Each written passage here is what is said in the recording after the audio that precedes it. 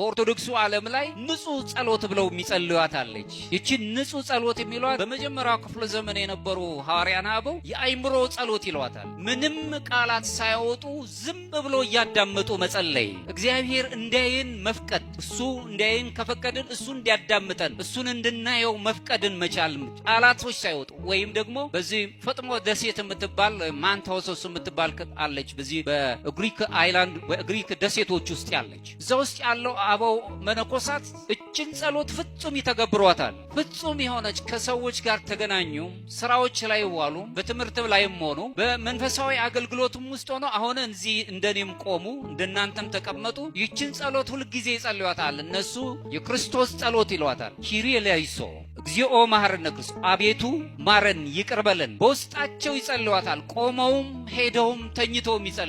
ሙሉ በሙሉ አብዝቶ በመጸለይ ብቻ ሳይሆን እነሱ ያንን ጸሎት ራሱን ዲስርን አድርገው በውስጣቸው ውስጥ ይዘው ከእግዚአብሔር ጋር ይገናኙባታል። ፍጹም የሆነ ጸሎት እየሰራችሁ የምትጸልዩት ምንም የማታወቅ ሁልጊዜ ግን ራሳችሁን ተጠያቂ የምታደርግ ወደ ይቅርታ የምታቀርባችሁ ሱታፊ አምላክ እንድታገኙ የምትጋብዛችሁ በዚህ ህይወት ውስጥ እንድትኖሩ ሁልጊዜ ጸጥ ያለች ጸሎትን እናይዛለን። በጸጥታው ስንኖር ደግሞ የይቅርታ ሰዎች የፍቅር ሰዎች ነው የምንሆነው። ስለ ሰዎች በደል አይደለም እናስብ፣ ውስጣችንን ይቅር ማለትን እንለምዳለን። ጸጥ ማለትን መለመድን ስናገኝ ይሄንን በዚህ ውስጥ አንዱ ነው። ከይቅርታ ጋር እንድንዛመድና ከበደል ነፃ እንድንሆን አንዱ የሚያግዘን የምንጸጸት ሰዎች፣ ተበደለንም ጸጸትን የምንይዝ በጸጸቶቻችን ውስጥ ትህትናን መያዝ የምንችል። ለዚህ ነው በነገር መለኮት ውስጥ አንደኛው ከሚነሳው ነጥብ አንዱ በግሪክኛ ኬኖሲስ ተብሎ የሚታወቀው ራስን ዝቅ ማድረግ፣ ትህትናን ገንዘብ ማድረግ፣ ከእግዚአብሔር ጋር መኖርን የምናይበትን ይቅር ማለት ይቅር ባይ ለራሳችንን እንደውም የስነ ልቦና ምሁራን የሚናገሩት መጀመሪያ ራሳችንን ይቅር ማለት፣ ውስጣችንን አይምሮአችንን ይቅር ማለት። ብዙ በደል ደርሶብን ይሆናል። ያ የደረሰብንን በደል በራሱ ውስጣችንን ይቅር ማለትን መልመድ አለብን። ሊከብድ ይችላል፣ ግን ውስጣዊ እሱን መለማመድ አለብን። እግዚአብሔርም ስለሚረዳ አንተ ከራስህ ጋር ታረቅ ይላል። መጀመሪያ ከራስህ ጋር ታረቅ፣ ሰማይና ምድር ካንተ ጋር መታረቅ ይጀምራሉ። እኛ የይቅርታ ሰዎች ስንሆን ውስጣችንን ይቅር ማለት ስንጀምር ሰማይ ምድርም መታረቅ ይጀምራሉ። ሰማይ ያሉትን መላእክት በምድር ያሉ ፍጥረታት ሁሉ ከኛ ጋር እርቅን ይወጥናል ይጀምራሉ። በዚህ ውስጥ መኖር እንጀምራለን። ሌላው ዘወትር ይቅር ለማለት መለማመድ አለብን። በምን አይነት ልምምድ? በትዕግስትና በፍቅር በተደጋጋሚ ይቅር ማለትን መልመድ፣ ይቅርታን ገንዘብ ማድረግ። ይቅር ስንል በአብዛኛው የትኛውም ማህበረሰብ እየጎዳኝ እየገደለኝ ያለውን ነው ይቅር ምለው? አዎ ክርስቶስ የሚለው ጠላቶቻችሁ ውደዱ ነው የሚለው። የመጨረሻው ግን ሰብአዊ መብቶች ናቸው። እኛ ምዕራባውያን የሚያነሱት ሰብአዊ መብት ከኛ ከምናነሳው ሰብአዊ መብት እጅግ ይርቃል። እኛ ምናልባት የምናነሳው መኖር ሊሆን ይችላል። ድምጻችንን ባለው ቋንቋችን ቃላታችንን ሐሳባችንን መግለጽ ሊሆን ይችላል መብት የምንለው። ለነሱ ግን ከሰውነት ተራ ወጥተው ሰብአዊ መብትን የሚጋጭ ወይም መንፈሳዊ ህይወታችንን የሚጋጭ ነገሮችን ነው የሚያነሱት። በዚህ ውስጥ መኖር ከአድሎ የጸዳ ነገሮችን ይዞ መኖር፣ ከኢፍታዊነት መጽዳት፣ ያለ ገደብ መውደድ፣ ይቅር ማለት ያለ ምንም ነገር። ምናልባት ንፉግ ሆኖም አልሰጡንም፣ ግን መውደድ ነው የሚጠበቅብን። አለም መውደድ አንችልም። ከእግዚአብሔር ጋር እንዲሁም ከባልንጀራችን ከሰው ጋር በሚኖር ህብረት ውስጥ ድህነታችንን ማሰብ መዳን የምንችለው እነዚህ ነው።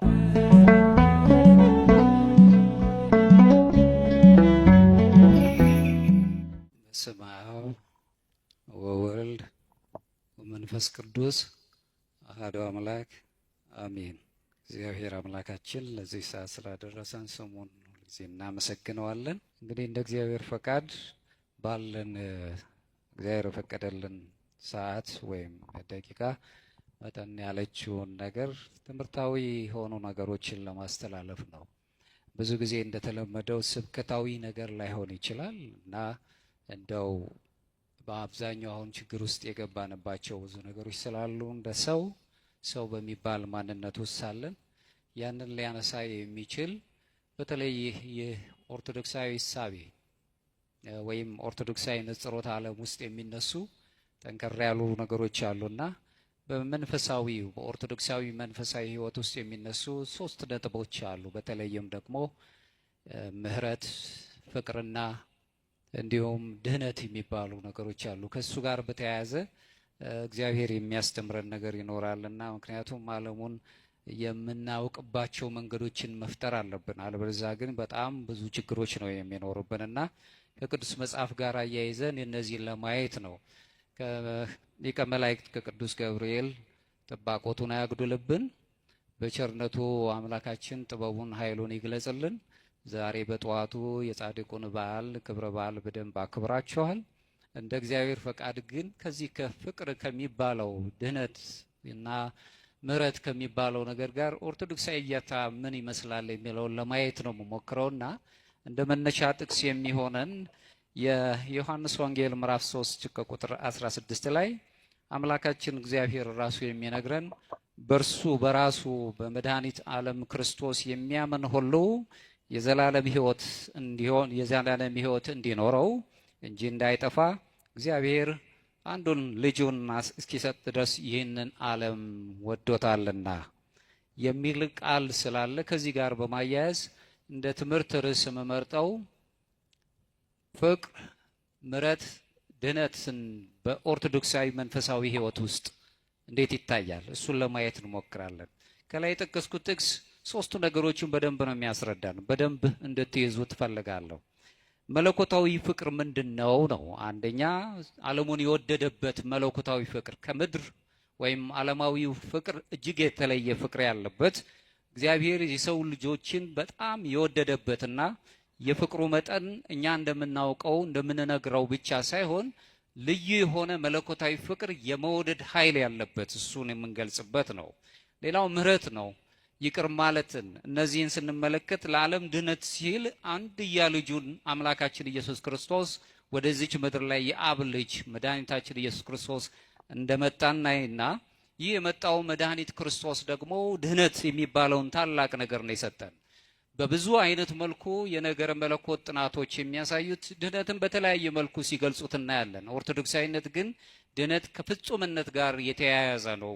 በአምላካችን በኢየሱስ ክርስቶስ የዘላለም ሕይወት የምናገኝበት ወይም ደግሞ ኦርቶዶክሳውያን ሱታፌ አምላክ ወይም ቴዎሲስ የሚባለውን ዘላለማዊ የሆነ አምላክን የምንመስልበት የምንሆንበት ሳይሆን አማልክት ዘበጸጋ የሚያሰኘንን ክብር ስለምናገኝ ረቂቅ የሆነውን ነገር እናገኛል። በእነዚህ ሶስት ነገሮች ላይ እንደ እግዚአብሔር ፈቃድ እግዚአብሔር ያስተምረናል። ፍቅር፣ ምሕረት፣ ድህነትን እንደዚሁ በኦርቶዶክሳዊ መንፈሳዊ ሕይወት ውስጥ ማለት ነው።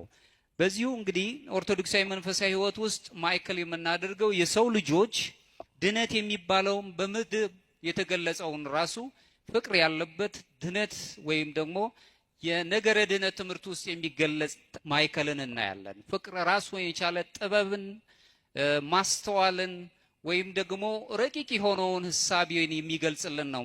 ምድር ላይ ከሚነገሩት የፍቅር አይነቶች ይለያል። በዚሁ እንኳን ብንመለከት ሊቃውንት ሲናገሩ ፍቅር ማለት በልቦና ላይ የተተከለ የመውደድ ኃይል ነው ይሉናል። ይህንን ማየት የምንችልበት ነው። ክርስቶስ እንዲሁ ከዓለም ወደ ዓለም የመጣበትን ስንመለከት የክርስቶስን ስራ የምናየው ከፍልስፍናዊው አንጻር አይደለም፣ ወይም የሥነ ምግባርን ነገሮች ለመፈጸም አይደለም። ክርስቶስ ወደኛ የመጣው በዚህች ይልቁንም ወደ ምድር የመጣበት ታላቁ ነገር የሰው ልጆችን ማንነት ለመጠገን ነው። ምክንያቱም ሰውነት በአዳም ፈርሶ ነበር። በዳግማዊው አዳም በክርስቶስ ደግሞ ህዳሴን አግኝቷል። ስለዚህ ወደ ሱዳፌ አምላክ የእግዚአብሔር ልጅነትን የነበረው ደብዝዞ የነበረው ማንነታችን እንደገና የተመለሰበትን ነገር የምናይበት ስለሆነ ፍቅር ትልቁን ቦታ ነው የሚይዘው። ለዚህም ነው እንግዲህ ሐዋርያው ቅዱስ ዮሐንስ ላይ ስንመለከት በመልእክቱ አንደኛ መልእክቱ ላይ ምዕራፍ 4 ከቁጥር 8 ላይ ራሱ እግዚአብሔር ፍቅር ነው የሚለው። እንግዲህ ፍቅር የሚባለው ነገር ጽንሰ ሐሳባዊ ሳይሆን አማናዊ ነው ማለት ነው። እግዚአብሔር ራሱ ፍቅር ነው። ፍቅር ስለ እውነትም የሚገለጽ እንደሆነ እናያለን። ስለዚህ በእውነተኛው ፍቅር ውስጥ የሚኖር ሁሉ በእግዚአብሔር ዘላለማዊ ፍቅር ውስጥ ወይም በእቅፉ ውስጥ ይኖራል። በእውነተኛው የፍቅር ቋንቋ ውስጥ የሚኖር ሰው አሁን ዓለም በሚነግረን አይነት መጠን ሳይሆን ፍጹም የሆነ ራስን አሳልፎ በመስጠት ያለ ፍቅር ውስጥ የምንኖር ከሆነ እግዚአብሔር ዘላለም በሚሰጠን ፍቅር ውስጥ እንድንኖር እድሉን እናገኛለን። በኦርቶዶክሳዊ መንፈሳዊ ሕይወት ውስጥ ፍቅር ስሜታዊ አይደለም። በስሜት የሚነገር ወይም ስሜታዊን በስሜት የምናስበው ነገር አይደለም። መስዋዕትነት የሚጠይቅ ልዩ የሆነ በህብረት ውስጥ ያለ ፈውስ የሚያለበት የሚጠግን የነፍስ ቁስልን ሊያደርቅ የሚችል ትልቅ ኃይል አለው። ምሕረት መለኮታዊ ፍቅርም አለው። ፍቅር ይህን ካለን ምሕረት በራሱ ደግሞ መለኮታዊ ፍቅር አለው። በተግባር የሚገለጽ መንገድም ሲሆን በራሱ ድህነት ደግሞ በፍቅሩ አማካኝነት እግዚአብሔርን ወደምንመስልበት በመለኮታዊ ባህሪው እሱን ልንመስል እንደጠራን ወደሱ ምንመስልበት ወደ አንድነቱን ፍሬ እንሄዳለን። ይህንን የምናስብበት ነው። ቅዱስ ዮሐንስ አፈወርቅ በአምስተኛው ክፍለ ዘመን ላይ ከተነሱት አባቶች መካከል አንዱ አባት ሲናገር ምን ይላል? ክርስቶስ በቤተ ክርስቲያን ደጃፍ ወይም በበሩ ዛፍ በበሩ አካባቢ መጻተኛ ለማኝ ሆኖ ካላገኘው በመቅደሱ መንበር ውስጥ አላገኘውም ይለናል። ምክንያቱም ለነዚህ ታናናሾቹ ያደረጋችሁት ለኔ አደረጋችሁት ይለናል። በታናናሾች ብለን በምድር ላይ እንደ ታናናሽ ሆነው የሚገለጹትን ራሱ ምሳሌ አድርጎ እሱን አስመስሎ ለነዚህ ያደረጋችሁት ለኔ ያደረጋችሁ ይላል። ስለዚህ ቅዱስ ዮሐንስ አፈወርቅ ራሱ መድህን ክርስቶስን በቤተ ክርስቲያኗ ደግኘቷ በር ላይ ለማኝ መጻተኛ ሆኖ ካላገኘው በመንበሩ ላይ በዛ ጽዋው ባለበት ስፍራ ላይ አላገኘውም ይላል። ስለዚህ በምድር ላይ ያሉት ሁሉ እኛ እሱን እንድንመስል እንዳከበረን እናያለን።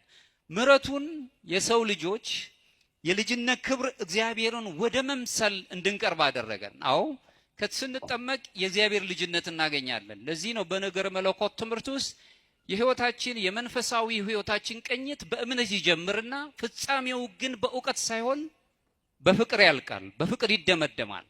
ሰዎች በዓለም ላይ እውቀትን አግንነው ይይዙታል። በኦርቶዶክሳዊ ዓለም ምንም እንኳን እውቀት መልካም ቢሆንና ተገቢ ቢሆንም እውቀት ብቻውን ግን ፍጻሜ ሊሆን አይችልም።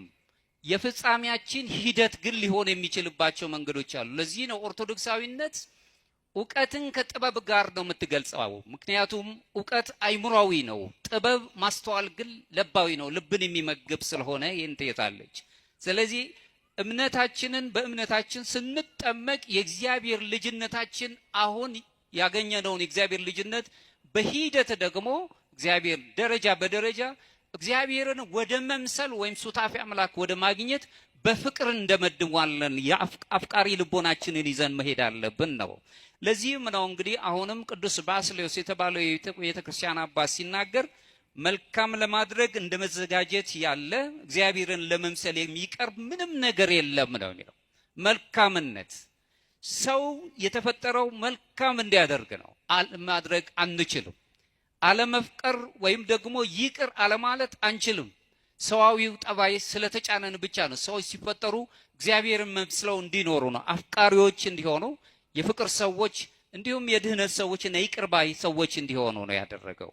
ሁላችንም እንግዲህ በዚሁ ምህረት በሚባለው ታላቅ ቃል ቅዱስ ባስልዮስ ከሚያስረዳን አንዱ ታላቁ ነገር የእግዚአብሔር ልጅነት ካገኘን በኋላ አሁን የሚጠብቀን እግዚአብሔርን መምሰል ነው። ሱታፊ አምላክ ማለት ነው። ወደዚያ ውስጥ የምንሄድበት ነው። ክርስቲያን ንጹህ በሆነ ርኅራኄ ይቅርባይነትና በትህትና መስዋዕትነት መኖር ሲጀምር እግዚአብሔርን ወደ መምሰል እያደገ ይመጣል። ቀስ በቀስ እግዚአብሔርን የምንመስልበት ታላቁን ነገር እናገኛለን።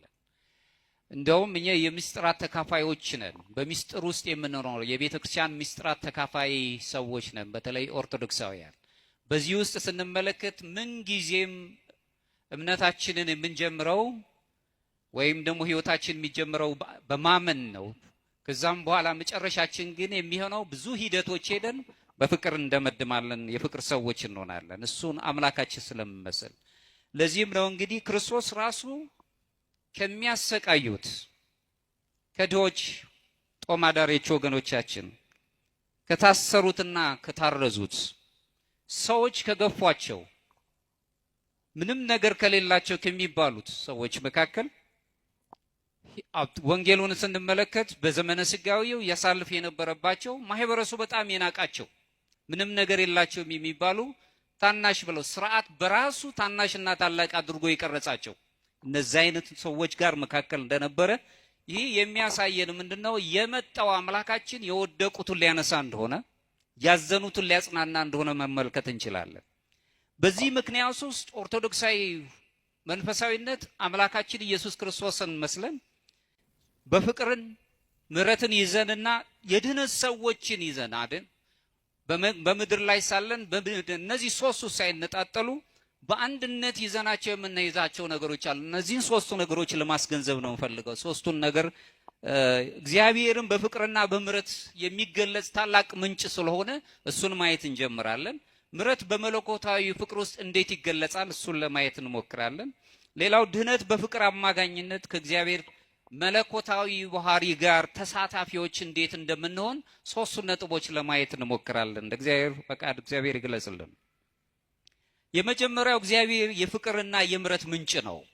ሰዎች አይደል ከሰው አይደለም ከፍጥረታት አይደለም የተማርነው ከአምላካችን ነው ፍቅርን የተማርነው።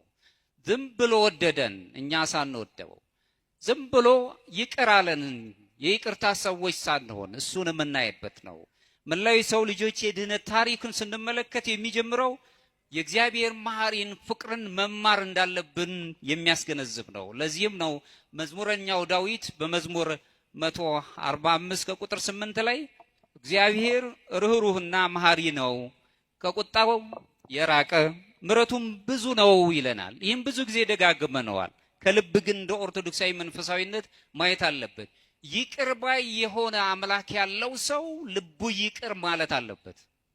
እግዚአብሔር ከቁጣው የዘገየ ምሕረትን የሚሰጥ ምንም እንኳን እኛ ለይቅርታው የሚሆን ነገር ማንሰራ ቢሆንም እንኳን ይቅር ብሎ የወደደንን እግዚአብሔር የወደደውን ማንም ሰው ከዚህ ፍቅር ማውጣት አይችልም። እኛም እሱን የምንመስለው አፍቃሪዎች መሐሪዎች ስንሆን ነው። እሱን ማየት የምንችል ስለሆነ ነው። በኦርቶዶክሳዊ ነገረ መለኮት ትምህርት ውስጥ የምናየው ለወደቀው ሰው የሰው ልጅ የተገለጠ መለኮታዊ ፍቅርን በደንብ እናያለን። ለወደቀው ሰው ከአዳም ጀምሮ ለወደቀው ያንን እንመለከታለን። ለዚህም ነው ዮሐንስ ወንጌል ቅድም ያነበብኩት ምዕራፍ 3 ከቁጥር 16 ላይ በእርሱ የሚያምን ሁሉ የዘላለም ሕይወት እንዲኖረው እንጂ እንዳይጠፋ እግዚአብሔር አንድያ ልጁን እስኪሰጥ ድረስ ይህንን ዓለም እንዲሁ ወዶታልና ብሎ ይነግረን። እንዲሁ ነው የወደደን፣ እንዲሁ አፈቀረን። ስለዚህ በዚህ ፍቅር ውስጥ እንድንኖርና የመጨረሻው እሱን እንድንመስል ይፈቅድልናል። ለዚህም እንግዲህ ቅዱስ ዮሐንስ በዚሁ አትናቴዎስ ላይ ቅዱስ አትናቴዎስ ዘእስክንድርያው ሲናገር ሁልጊዜ የሚያነሳው ስለ እግዚአብሔር ፍቅርና ነገረ ድህነት ወይም ደግሞ የምሕረት ቋንቋውን ሲናገር እኛ የሰው ልጆች አማልክት ዘበጸጋ እንባል ዘንድ እርሱ መድኃኒት ክርስቶስ ቃል ወልደ እግዚአብሔር ሰው ሆነ ነው የሚለው። እኛን ሆነ ነው።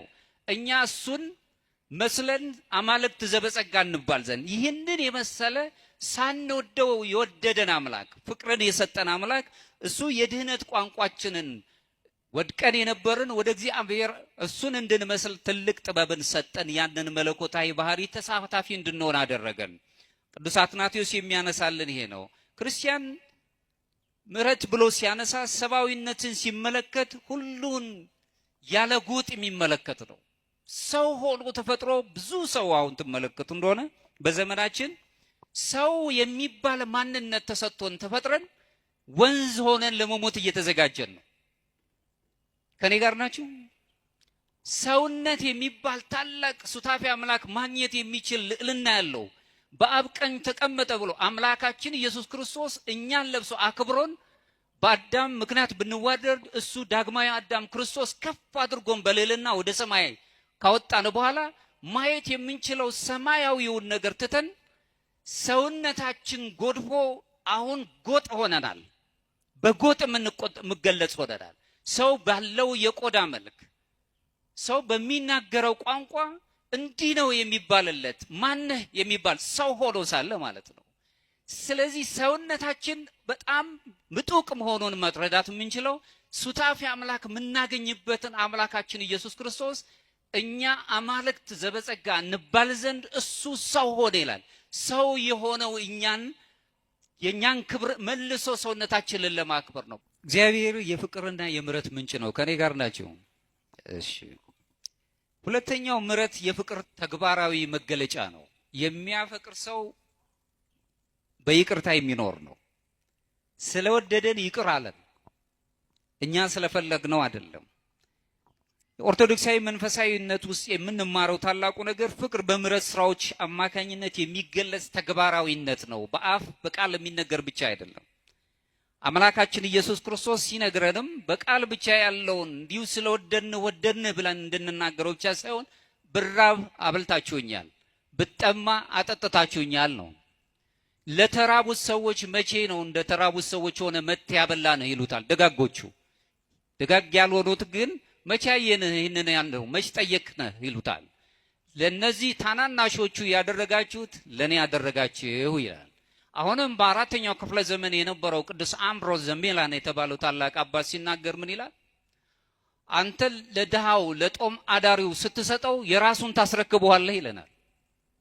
ምክንያቱም ይቺ ዓለም የተፈጠረችው በጋራ እንድንኖርበት ለሁላችንም፣ ለሀብታሞች ብቻ አይደለም፣ ለጦም አዳሪዎችም ጭምር። ምክንያቱም የነሱን ተካፍለህ ወስደሃልና ነው የሚለን። የቤተ ክርስቲያናችን የኦርቶዶክስ መንገድ የተባለውን የጻፈ ታላቅ አባት ሜትሮፖሊታን ካልሲዮስ ወሬ የሚባለው ታላቅ አባት ሲናገር ምን ይላል? የክርስትና ጉልላት ከፍታው ትልቁም ነገር ይሄ ነው አለ። ምንድነው? የጋራ ጥቅም የሆነውን ነገር መሻት ይላል። ክርስትና በጋራ መኖር ነው። የብቸኝነት የቁሳዊ ኑሮ ህይወት አይደለም። ለኔ ብቻ ይብላኝ፣ ለኔ ብቻ ይድላኝ፣ እኔና ራሴ እኔ ብቻ ብለን የምንወስደው አይደለም። ክርስትና በጋራ የምንኖረው ነው። እናንተ በኔ እኔ በእናንተ፣ ካህናቱ በእናንተ፣ ምዕመናን በካህናት ውስጥ መጽሔት መስታወት ሆነን ነው የምንኖረው። በዚህ ውስጥ እስካለን በህብረት ልንኖርባት ነው ዓለም የተሰጠችን። ከአድሎ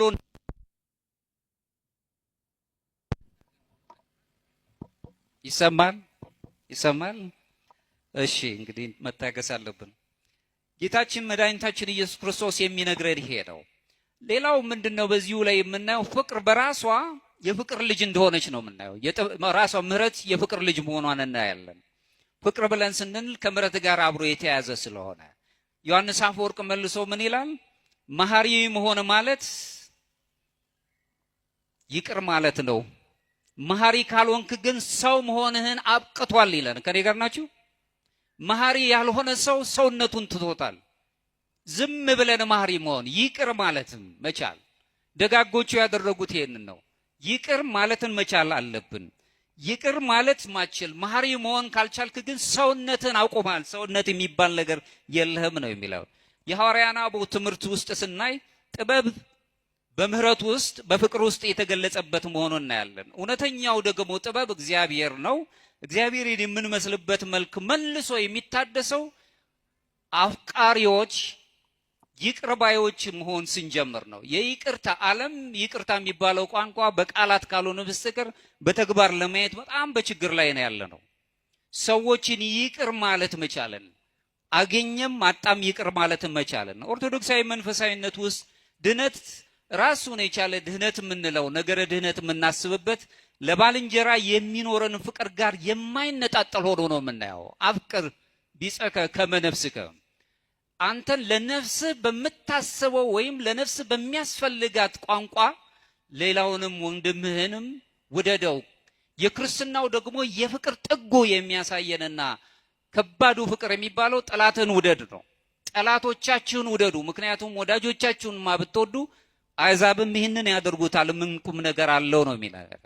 በአንደኛ ዮሐንስ ምዕራፍ 4 ከቁጥር 20 ላይ የሚነገረን ማንም እግዚአብሔርን እወዳለሁ እያለ ወንድሙን ቢጠላ ሐሰተኛ ነው፣ ያየውን ወንድሙን የማይወድ ያላየውን እግዚአብሔር ሊወድ እንዴት ይችላል ብሎ ይጠይቀናል። የሚወድ ሰው እግዚአብሔርን ማየት ይችላል። አፍቃሪ ልቡ ሩሩ የሆነ ሰው እየተበደለም እየከፋውም ቢሆን ይቅር ማለት የሚችል ሰው እግዚአብሔርን ለማየት ልቡ ቅርብ ነው። እግዚአብሔር በተለያየ መልኩ ይነጋገረዋል፣ እሱን እናያለን። ስለዚህ ምሕረት የሌለበት ጸሎት ከንቱ ባዶ መሆኑን ከዚህ እንረዳለን። ራሱ ርህራሄ የሌለበት ጾም ደግሞ በራሱ አሁን ወደፊት የምናየው ጾም ብለን ወይም ተአቅቦ የምንለው ነገር ግብዝነት ሆኖ እንረዳለን። ፍቅር የሌለበት ነገረ መለኮት ትምህርት በራሱ ሕይወት አልባ ነው። ነገረ መለኮት ምሁር ቢባልም እንኳን ራሱ ፍቅር የሌለበት በምሕረት የማይገለጽ ከሆነ ግን ዝም ብሎ ሕይወት አልባ ሆኖ እንረዳለን። ምሕረት የእውነተኛ እምነት ዋና ሕያው ማስረጃ ሆነ ነው የምትታየው፣ በምሕረት ውስጥ መኖር። ይህን የተማርነው ደግሞ ከአምላካችን ከኢየሱስ ክርስቶስ ነው። ሶስተኛው ክርስቶስ የምሕረት ፍጹም ፍጻሜ ምሳሌ ሆኖ ነው የሚቀርበው። እንግዲህ እዚህ ላይ የምናየው አንደኛ ሕመምተኞችን ሲፈውስ እናያለን። ኃጢአተኞችን ይቅር ሲል እናያለን። በጣም በሚደንቅ ሁኔታ ሰዎች ፈራጆች ሆነው ይህች ሴት በሙሴ ሕግ መሰረት መወገር አለባት ብለው ሲሉ ከናንተ መካከል ማን ነው ኃጢአት የሌለበት? ኃጢአቶቻቸውን እየተናበቡ ወደሚሸሸጉበት ሲገቡ የተፈረደባት ወይም ደግሞ ምክንያት ያደረጓትን ሴት ከሳሾችሽ ወዴት አሉ ተብላ ስትጠየቅ እሷ ግን ፈራጅ አልነበረችም። ለሚፈርዱባት ፈራጅ አልነበረም። የት እንደሄዱ አላውቅም፣ ዳግመኛ ትበድይ ነው የተባለችው። ክርስትና የበደሉን ብሉ እንድንበድል አይደለም የሚነግረን፣ ይቅር ማለትን መቻል ማለት ነው። ሁሉንም ነገር በይቅርታ ማለፍም አምላካችን እግዚአብሔርን ለመምሰል ለምጻሞችን ሲያደናን